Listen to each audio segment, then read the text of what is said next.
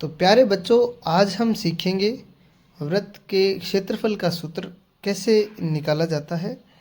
उसके लिए हम सबसे पहले एक वृत्त बनाते हैं और उस शेप को कागज़ से अलग कर लेते हैं फाड़ के।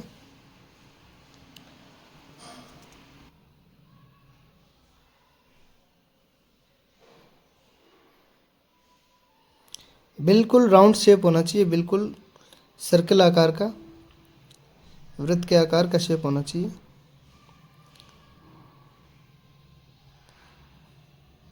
चलिए, अब अलग कर लिया है। अब हम इसको बराबर बराबर 8 भागों में बांटेंगे। उसके लिए हमने इसको 1 टाइम फोल्ड किया, फिर 2 टाइम फोल्ड किया और ये 3 टाइम फोल्ड किया।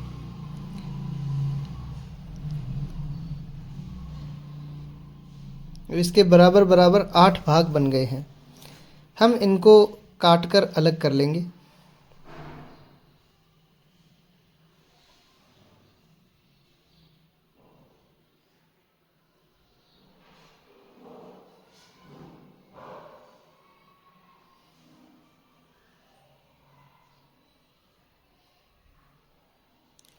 प्रत्येक भाग 1/8 भाग है।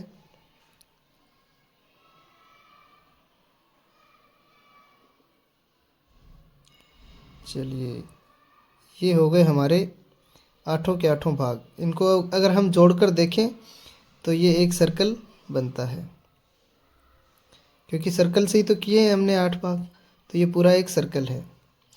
अब इसमें से हम 4 भागों को छायांकित कर देते हैं ताकि हमें 4 भाग अलग दिखते रहें।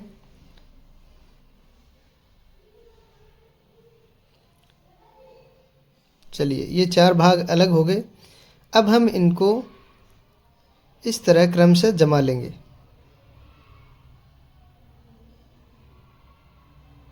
इनके बीच में ये जो गैप दिख रहा है, इसमें हम बाकी 4 जिन्हें हम छायांकित नहीं किया था, जिन्हें हमने, उनको फिट कर देंगे।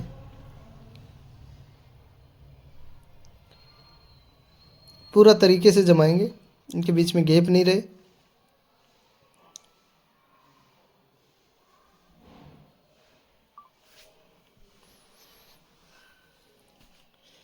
चलिए, अब हम देख सकते हैं कि 4 भाग जो हमने छायांकित किए थे वो और बिना छायांकित वाले भाग हमें पूरा का पूरा वही क्षेत्रफल देते हैं जो वृत्त का क्षेत्रफल था।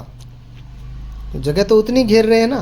अब इनको इस तरह से व्यवस्थित कर लिया तो ये हमें किस रूप में दिख रहे हैं, ध्यान से देखें तो ये एक समांतर चतुर्भुज का रूप बनता है। किसका रूप बनता है? समांतर चतुर्भुज का। समांतर चतुर्भुज और समांतर चतुर्भुज का क्षेत्रफल क्या होता है? समांतर चतुर्भुज का क्षेत्रफल बताया था कल ही, आधार इंटू ऊंचाई। अब देखो, ये जो वृत्त बना है इसकी अगर हम बात करें तो इसका आधार क्या होगा? ये, अगर ये आधार ले रहे हैं तो ये क्या होगी? ऊंचाई। हम यही आधार लेंगे तो इस आधार को निकालना तो बहुत आसान है। इसको यूं कर दो, कर दिया। ये आधार जो था, अब देखो ये किस रूप में हो गया? इसका आधार अर्धवृत्त के रूप में, आधे वृत्त के रूप में आ गया ना? आ गया ना या नहीं आया? और अपने को पता है कि पूरे वृत्त की परिधि तो होती है 2πr।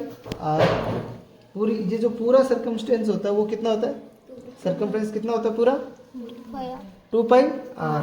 लेकिन अब इसका आधा होगा तो कितना होगा? 2 से भाग देंगे, 2 से भाग देंगे तो ये कितना बचा है अपने पास? πr। कितना बचा है? तो आधार क्या होगा? πr। ठीक है। और ऊंचाई, ऊंचाई क्या था?